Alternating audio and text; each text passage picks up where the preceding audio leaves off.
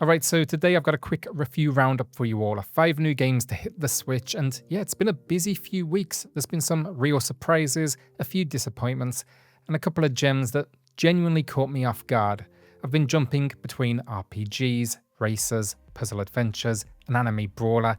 Yeah, this one goes all over the shop. But yeah, think of this as a rapid fire catch up on what's going to be worth your time and what's best avoided. Alright, no long intro, no fluff, just do me a favour and subscribe, and now, let's get into it. First up then is Wonder Stars, a word-based RPG that looks like it just fell straight out of an anime. Now you play as Ringo, a martial artist chasing down pieces of a cosmic artifact called the Wonder Star Map. You'll be teaming up with a wolf-like rival for the journey.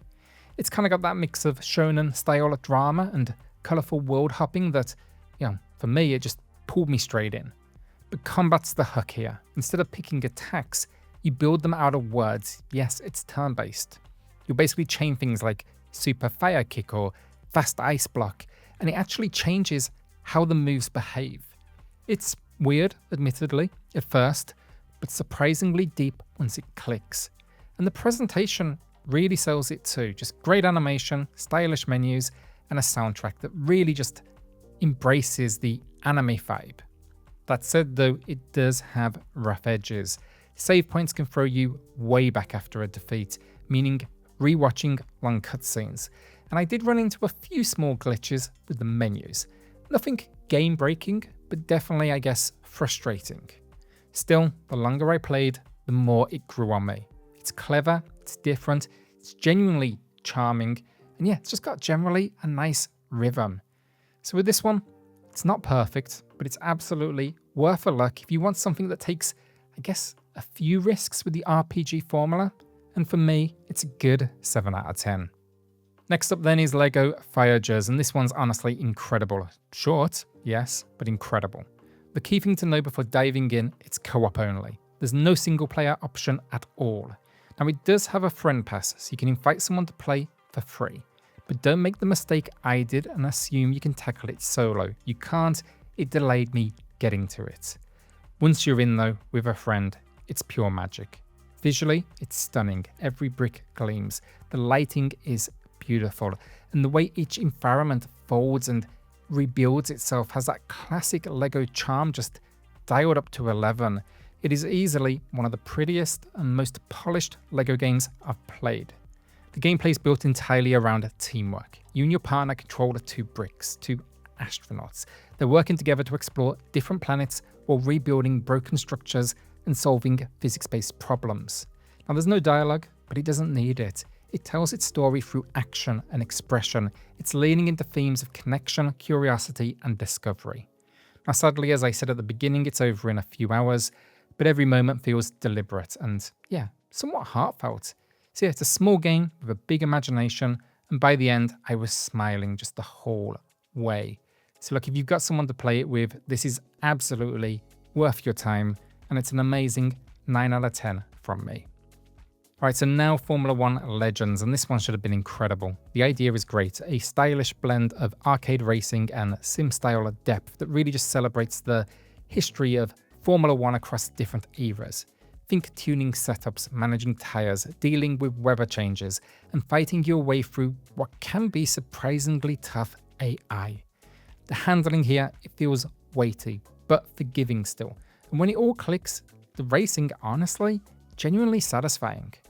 So yeah, again, a lot to like in theory. Distinct car eras, proper pit stops, even a story style mode that carries you through decades of racing history.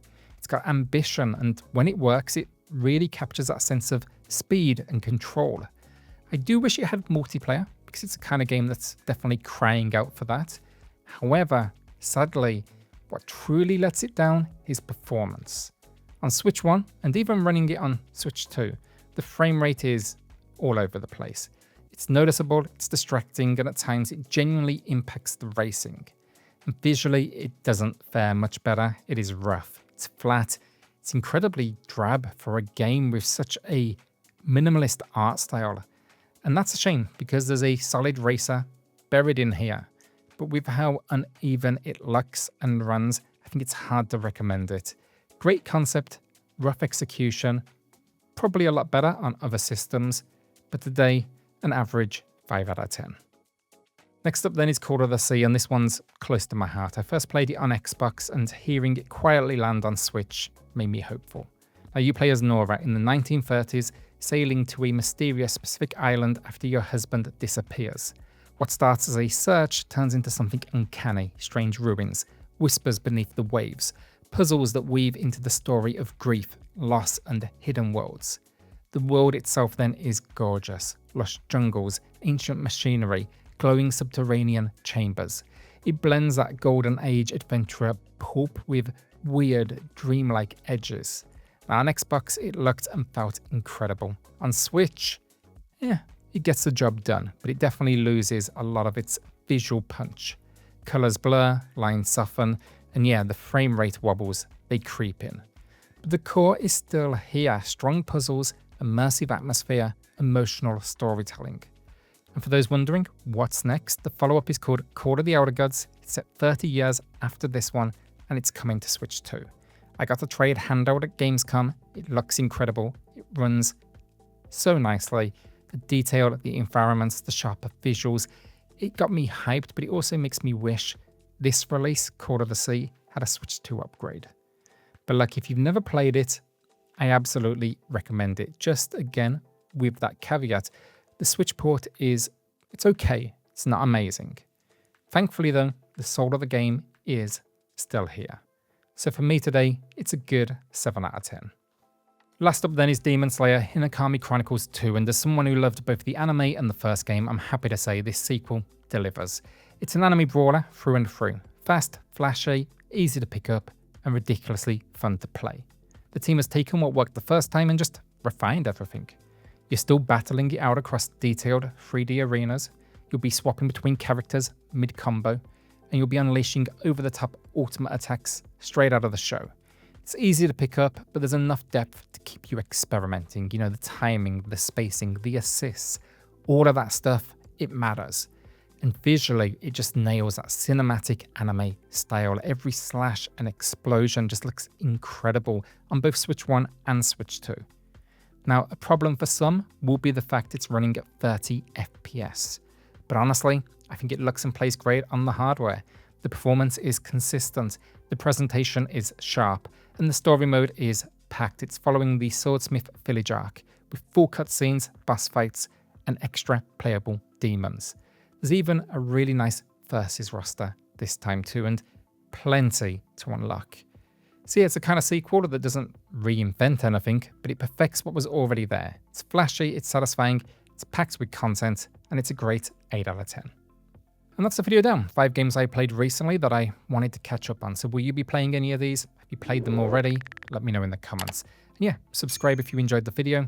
Helps out the channel a huge amount. Cheers all.